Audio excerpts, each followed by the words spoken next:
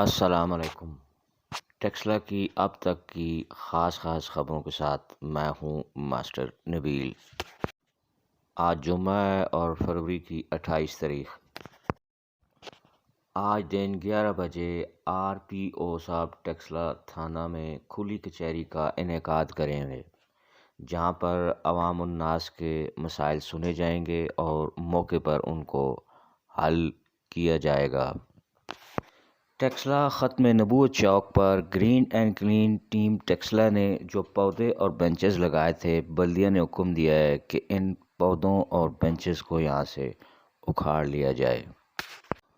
حکام نے کہا ہے کہ یہاں پر وزیر اعلیٰ پنجاب مریم نواز شریف کا پروگرام صاف ستھرا پنجاب کے تحت نئے پودے اور بینچز لگائے جائیں گے، اس لیے ان پودوں اور بینچز کو کہیں اور منتقل کیا جائے۔ گرین اینڈ کلین ٹیکسلا کے صدر شاہد نصیر نے کہا ہے کہ ہم ان بینچز کو ٹیکسلا کے کسی اور علاقے میں منتقل کر دیں گے۔ ٹیکسلا تایا کے خوف سے ڈر کر گھر سے بھاگ جانے والے دونوں بچوں کو وارڈن پولیس نے پکڑ لیا اور ان کے تایا کے حوالے کر دیا۔ واک اینڈ علاقہ مکینوں نے ڈکیتی کی واردات کو ناکام بنا دیا۔ عوام کی فائرنگ سے 2 ڈاکو شدید زخمی اور عوام کے ہتھے چڑھ گئے، جبکہ 3 ڈاکو فرار ہونے میں کامیاب ہو گئے۔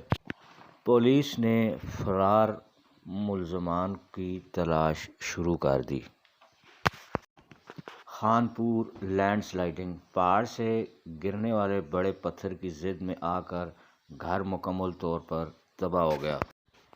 ٹیکسلا واہ کینٹ میں کھلے عام بڑے پیمانے پر نوجوانوں میں نشہ اور ڈرگز کا استعمال بڑھ رہا ہے۔ اس جانب حکومت کی خصوصی توجہ کی ضرورت درکار ہے۔ فیصل شہید روڈ ٹیکسلا پر آئے روز تیز رفتاری کے باعث سڑک حادثات میں اضافہ ہوتا جا رہا ہے، جس کی وجہ سے ٹیکسلا اور گرد و نواح کی قیمتی جانیں ضائع ہو رہی ہیں۔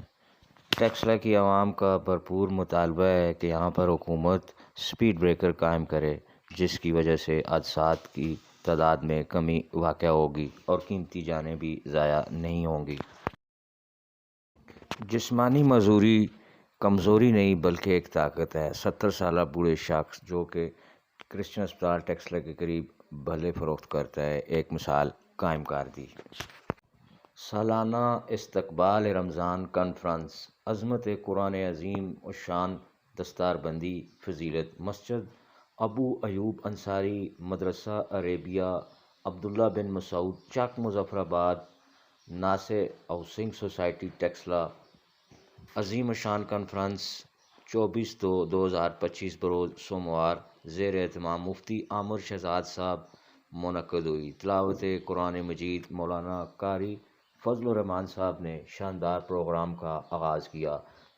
بیرسٹر ملک عقیل نے وفاقی وزیر کی حیثیت سے حلف اٹھا لیا۔